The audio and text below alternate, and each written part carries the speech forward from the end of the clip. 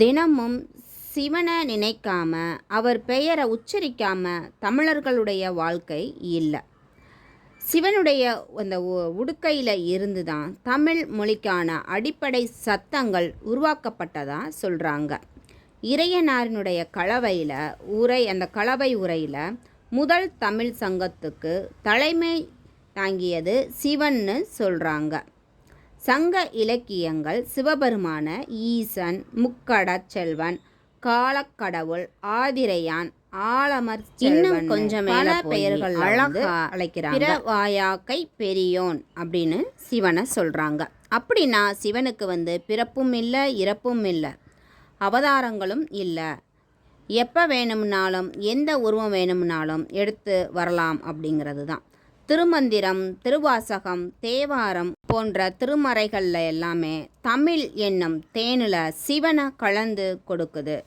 அதுக்கு உருகாத உயிர்னு ஒன்று இருக்காது. நம்ம மொழிக்கு மட்டுமில்லை, நடனம், இசை, வீரம், மருத்துவம், யோகம்னு எல்லாத்துக்கும் மூலமாக நம்ம சிவனைத்தான் வணங்குகிறோம்.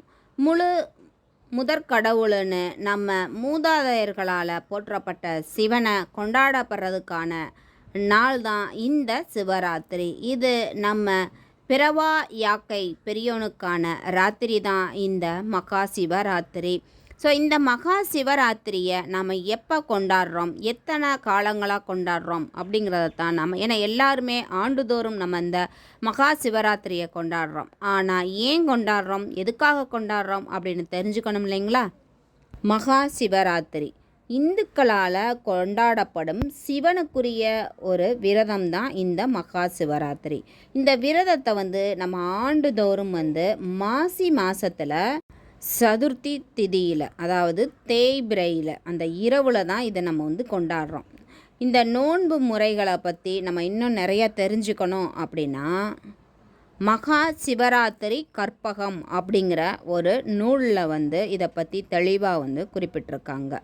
இப்போ சிவராத்திரி விரதம் அப்படின்னு நம்ம எடுத்துக்கிட்டோம்னா அதில் நிறைய வகைகள் இருக்குது. அதில் 5 வகைன்னு பார்த்தோம் அப்படின்னா நித்திய சிவராத்திரி, மாத சிவராத்திரி, பட்ச சிவராத்திரி, யோக சிவராத்திரி, மகா சிவராத்திரி.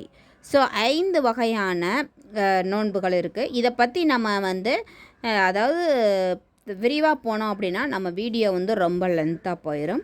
ஸோ இப்போ வாங்க நம்ம இந்த சிவராத்திரி அப்போ பார்த்தீங்க அப்படின்னா 4 யாம வழிபாடு அப்படிம்பாங்க. அதாவது 4 காலமாக பிரித்து அந்த 4 கால வழிபாடை அதை திட்டமிட்டு பண்ணுவாங்க. ஸோ அந்த இரவு முழுவதுமே அந்த 4 கால பூஜை வேலையில் முடிஞ்சிடும். ஸோ இதைத்தான் மகா சிவராத்திரி அன்னைக்கு பூஜை, இரவு முழுவதும் சிவனுக்காக செய்யக்கூடிய பூஜை.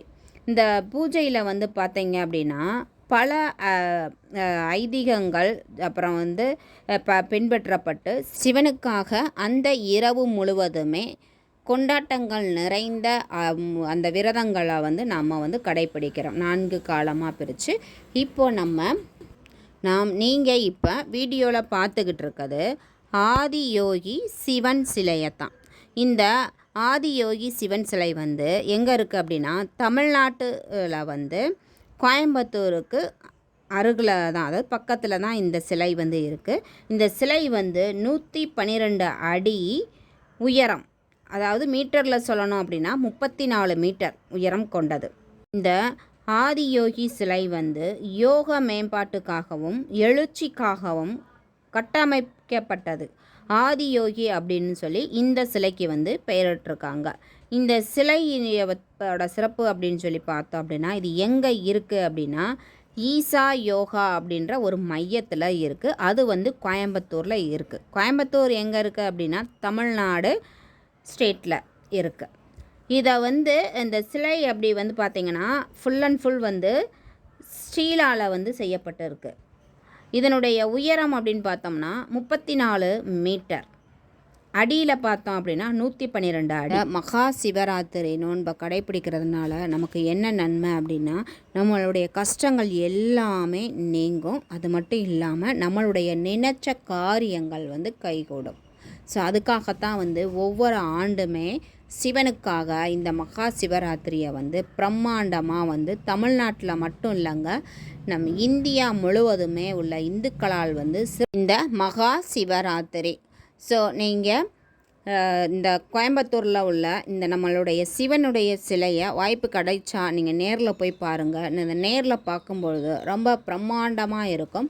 அதே மாதிரி பார்த்திங்கன்னா சிவராத்திரி அன்னைக்கு அந்த இரவு போனீங்க விடனா அதை விட சிறப்பாக பூஜைகள், அதோடைய அந்த வடிவமைப்புகள், பூஜை செய்கிற விதம், இது எல்லாமே லைட்டிங்ஸ் செட்டிங்ஸ்னு எல்லாமே ரொம்ப ரொம்ப பிரம்மாண்டமாக இருக்கும். ஸோ வாய்ப்பு கிடச்சா போய் சிவனை தரிசனம் பண்ணுங்கள். வீடியோ பிடிச்சிருந்தா லைக் பண்ணுங்கள். இந்த வீடியோ உங்களுக்கு பயனுள்ளதாக இருந்தது அப்படின்னா உங்கள் ஃப்ரெண்ட்ஸ்க்கும் நைபருக்கும் ஷேர் பண்ணுங்கள். இன்னொரு யூஸ்ஃபுல்லான வீடியோவில் உங்களை சந்திக்கிறேன். நம்ம சேனலை புதுசாக பார்க்குறீங்க அப்படின்னா மறக்காமல் சப்ஸ்கிரைப் பண்ணுங்கள். தேங்க்யூ.